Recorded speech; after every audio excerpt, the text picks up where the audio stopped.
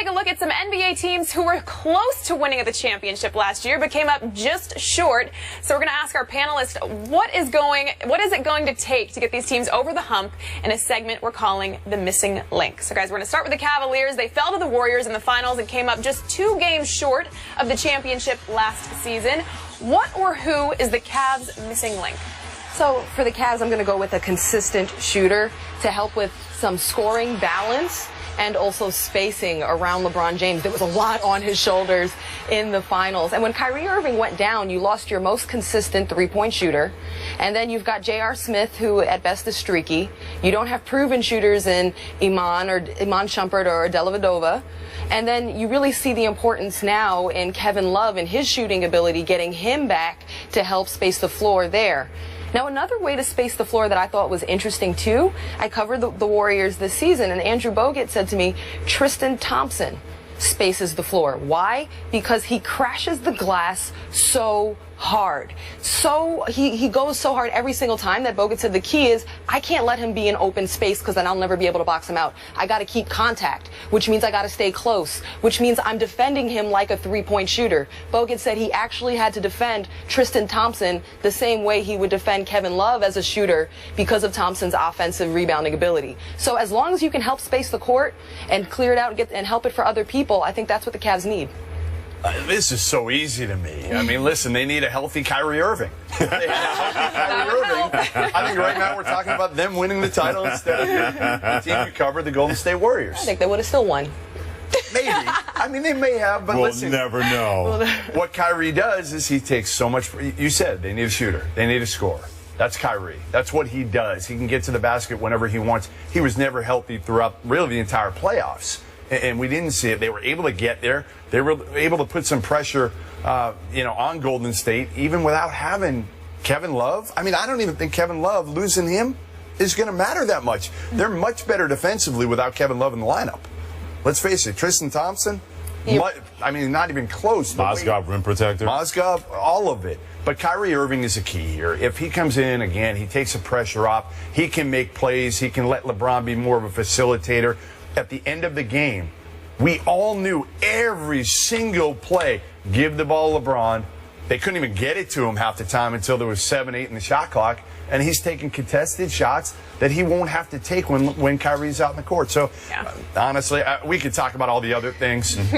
Black learning for another year and getting better in coaching over here, but it's Kyrie. Yeah. I think David Blatt is hoping he's not missing as a part of this link with the Cleveland Cavaliers, but story to be told with that one. For me, it's a backup small forward because, to your point about LeBron James, you can't continue to have him play 40-plus minutes. That's just not going to fly where he's going to have enough when the playoffs roll around at the end of game situations. I like this second-round pick, Sir Dominic Pointer out of St. John's, who can provide that relief. He can defend a little bit. Oh, well, he has the best name in the draft, Sir Dominic Pointer. Not King, but Sir Dominic Pointer. I like that name. I just think having that relief at the backup small forward situation because Kyrie Irving is going to be healthy. I love Tristan Thompson. They're going to resign him. Timothy Mozgov was better than I thought he was going to be. I thought he was going to be good coming from Denver. I didn't foresee what he was able to do, and I think he's going to work on his offensive game to alleviate a lot of stress on the Cleveland Cavaliers. Whatever's going to happen between Blatt and LeBron, you know what? The future's going to take care of that. But if you can provide some relief at small forward this way, when he goes down, a guy will come in and not just decorate the court or hold minutes until LeBron gets back out there. He's going to be productive when he's out there. Maybe Sir Dominic Pointer can do that, but they're able to find that either with him or in free agency. That's going to be a boon to the Cleveland Cavaliers. You're a big Sir Dominic Pointer fan, by the way. Here's why. That's Sir Dominic Pointer helping out now? We'll put it this way. They're going to need all hands on deck from that standpoint, and you don't have to worry about him coming in and saying, we need you to give us 20 minutes. Hey, give us 10. They give that guy a break. I think we need you to give LeBron his towel. Whatever he has to do, whatever that has to happen, and as long as we can get the name Sir Dominic Pointer for the NBA game, it's good for the Cavs. John, it's good for the country. All right, next up, the Bulls. They fell to the Cavs in the 3rd round. It took them to 6 games, though. What or who is the Bulls' missing link? I think for the Bulls, it's rejuvenation. It was a lot last season with all the Thibodeau and ownership and executive drama.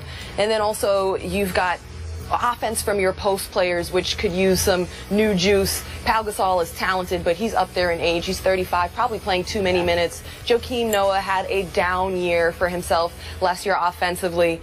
And then also Derrick Rose. you hate to see him get hurt. You don't want to have that happen. You root for this guy so much, but his constant injuries are deflating. They suck the wind right out of him, out of his teammates, out of the city, out of the fan base, and it's hard, you know? So where do you get that rejuvenation from? I think you invest in Jimmy Butler. Get him back. Pay that man. He bet on himself, and he earned it. Yeah. And also, you've got a new head coach, which often means a fresh start.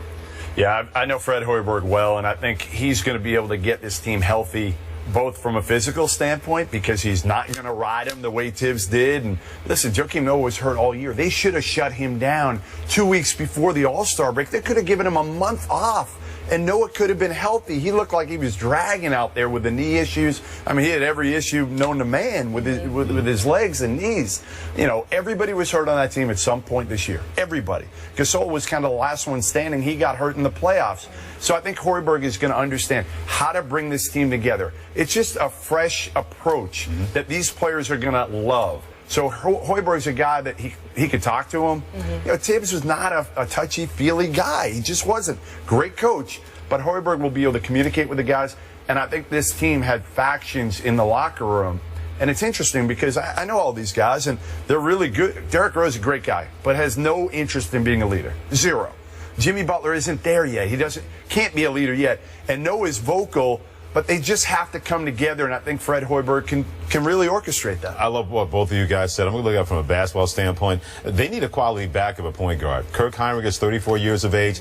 I like Aaron Brooks, but he's 30 years of age. He's like a spot guy more than anything else. If you can find that quality backup, so to alleviate a potential injury with Derrick Rose, because that's your most indispensable player. Noah's their leader, no doubt about that, but that's the guy that when he's rolling, we saw at times in the playoffs last year, he didn't look like an old Derrick Rose. He looked like the old Derrick Rose, where all of a sudden he's making these fantastic plays, he's energizing his team, but they need to find somebody quality behind him. This way he's not out there all the time worrying about his knee, playing a lot of those minutes. If they can find that guy, that's going to be a big-time measure for the Chicago Bulls to be successful. And from Chicago to L.A., the Clippers were up 3-1 against the Rockets in the second round of the playoffs and then blew it, losing in 7 games. What or who is the missing link for the Clippers?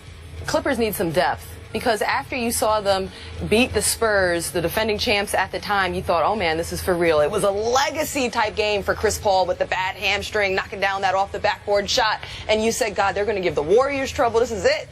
But then they just collapsed. They ran out of steam. They burnt out against the Rockets. You didn't beat the Spurs to do this against the Rockets.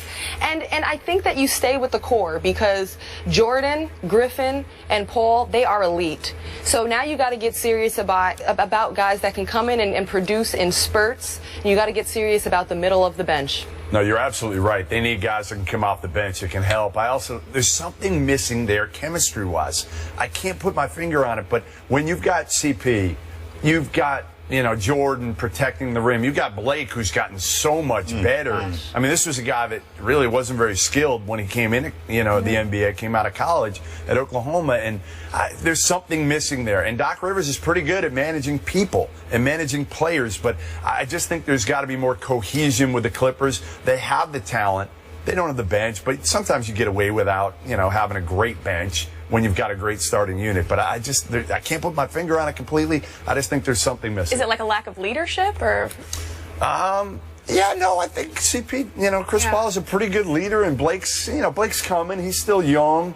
He's trying to figure it out. DeAndre's DeAndre. I think, again, maybe they need another guy, too, another wing that can really take some of the pressure off those guys. Yeah. I think scoring depth in the front line, I think that's where that has to come from, because when their big guys come in, whether it's Glenn Big Baby Davis, he tries hard, but at a certain point, those days him coming off the bench getting 10, 12 points a game like he did in Boston, those days are over as far as I'm concerned with the Clippers. Long, long gone.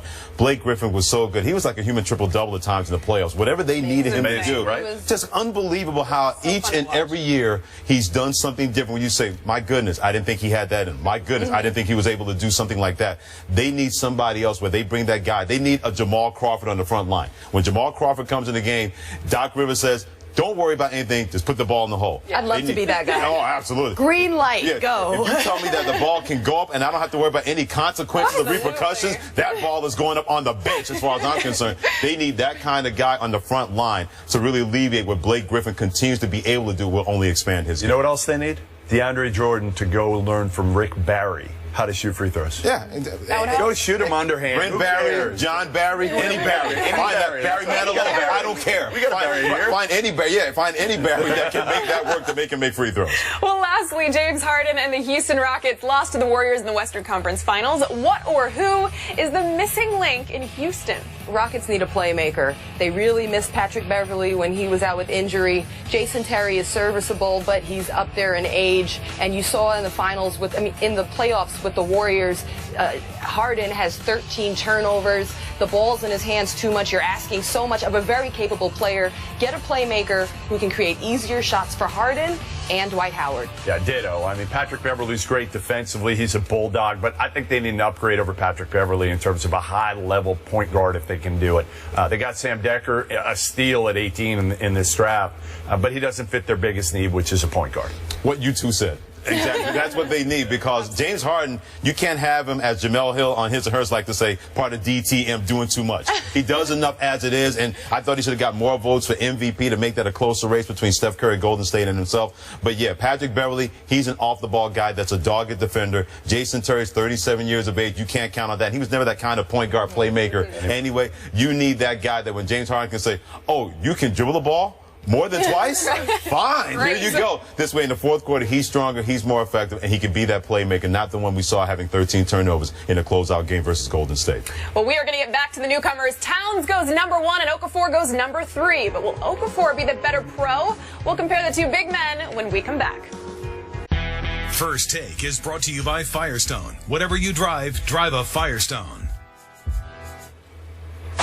Well, we asked you earlier in the show, will the Knicks regret taking Chris Porzingis with the 4th overall pick? Surprising results here. 51% say yes, 49% say no. Really?